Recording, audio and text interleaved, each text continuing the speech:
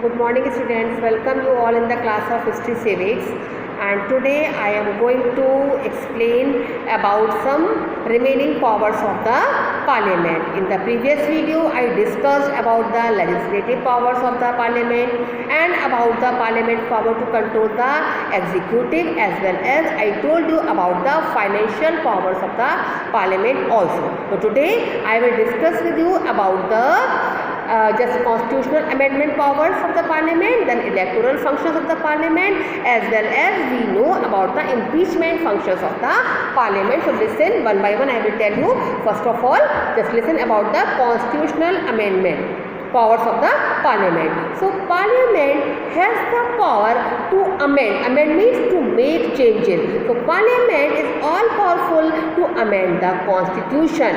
Okay, and it has to just amend the constitution in accordance with the provisions of article 368 of the constitution. Okay, and for amending the constitution, the bill can be introduced in any of the house of the parliament. The bill can be introduced in Lok Sabha as well as in Rajya Sabha, and if the bill is passed by both the houses by 2/3 majority, then the changes can be done in the constitution. Okay, but there are some subjects, and about these subjects, for making the amendment in the constitution, the approval from the state legislative assemblies is also required. Okay, the consent of the state legislative assembly is also required. Okay, but most of the amendment can be done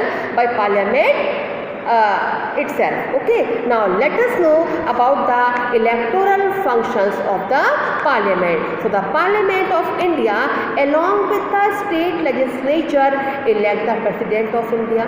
The Parliament also elects the Vice President of India. Lok Sabha elects its own speaker as well as deputy speaker. Then Rajya Sabha elects its own chairman.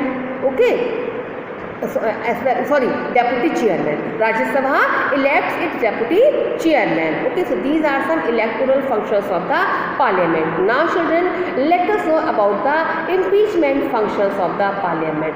But before knowing about the impeachment function, let us know about the meaning of the term impeachment. So impeachment, actually it is the process through which the president can be removed from his or her office. Okay, so the parliament has the power to impeach the president on the charges of the violation of the constitution. Means if the president is found guilty of violating the constitution, then he or she can be removed from his or her office, and for this purpose, with the support of 1/4 members of either house of the parliament, the resolution can be introduced.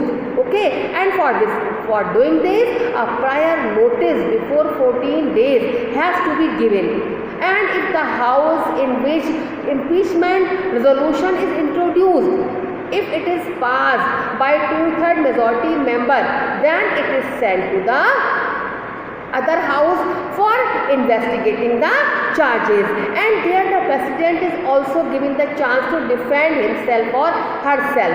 But if the other house also passes the impeachment resolution in the same manner by 2/3 majority members, okay, then the president has to resign from his or her office. So this is all the impeachment process. Okay, and now children, I would here like to tell you that besides these, the parliament has the power to change the boundaries of the state, to abolish the legislative council in any state, and to approve or disapprove the emergency proclamation made by the president, and to provide a common high court for 2 or more states, and pass laws required for the enforcement of international treaties.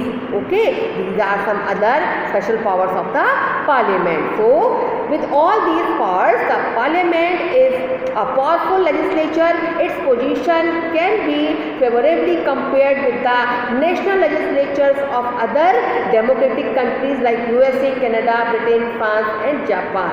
Okay, so now it is however not a sovereign parliament. It always acts within the scope of powers and functions laid down by the Constitution of India. Means parliament is not a sovereign parliament, but it has to function, it has to work according to the provisions of the Constitution. Okay, and this is all for today.